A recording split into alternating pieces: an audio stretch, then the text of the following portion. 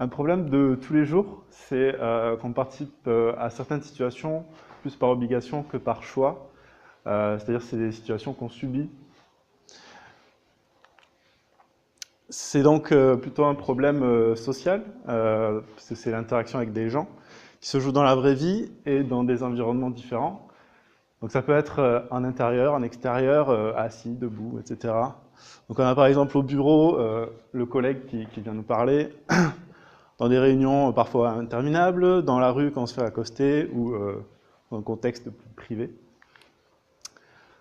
Donc voilà, pour moi, la solution à ce problème-là, c'est un appareil petit, discret, qu'on peut glisser partout dans sa poche, qui tient peut-être dans une manche.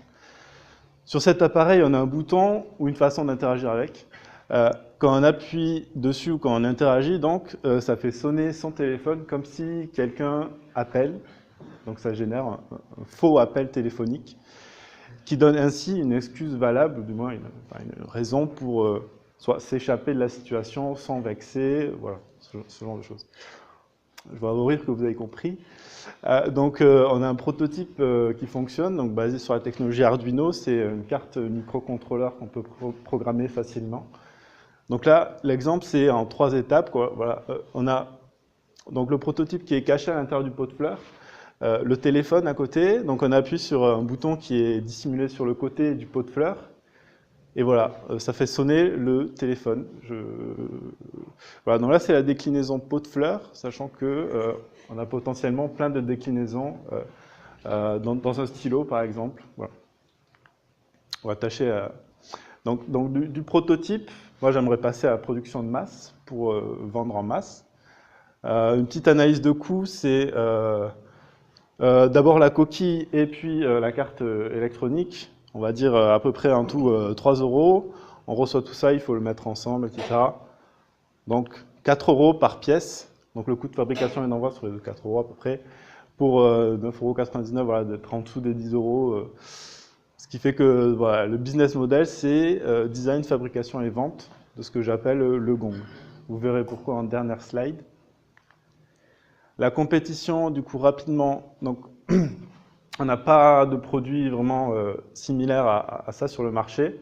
Les plus proches que j'ai trouvés, c'est en un, c'est les fake call applications. C'est des applis, voilà, ça c'est des applis qu'on a sur le store quand on cherche fake call app. Il y en a vraiment beaucoup qui génèrent un faux appel qu'on peut programmer X temps après avoir cliqué sur un bouton et mettre en veille son téléphone. Donc c'est pas exactement, ça résout pas aussi bien que moi je compte résoudre le problème, on va dire. L'autre compétiteur possible, c'est les Find Your Keys Device. C'est plutôt le fonctionnement inverse, c'est sur son téléphone, on va appuyer sur un bouton pour faire sonner un petit device, un petit appareil que typiquement on accroche à son porte-clés. Voilà, donc j'ai fait un sondage du marché, donc c'est sur Reddit, sur le subreddit Arduino. Donc ça a été plutôt reçu positivement, avec 93% de upvotes, donc c'est des votes plutôt positifs. Et la répartition des commentaires, c'était voilà, plus de 50%, 60% de commentaires positifs où les gens se projetaient dans l'utilisation du truc, donnaient des déclinaisons possibles, etc. 25% c'était des questions techniques, c'est vrai qu'à la base c'est plutôt un forum technique. Et 15% c'était des trucs plutôt négatifs, sachant qu'à chaque fois il y avait des gens qui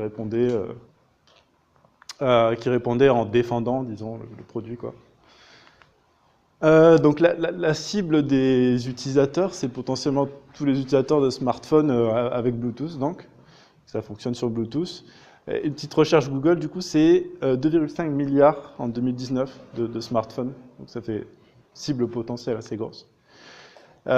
Sur la roadmap, pour le moment, donc voilà, on a eu l'idée, validation technique et commerciale.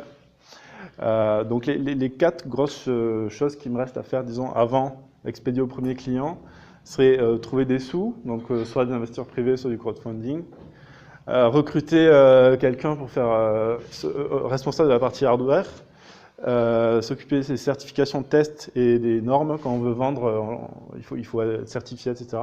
Mettre en place la supply chain pour Merci.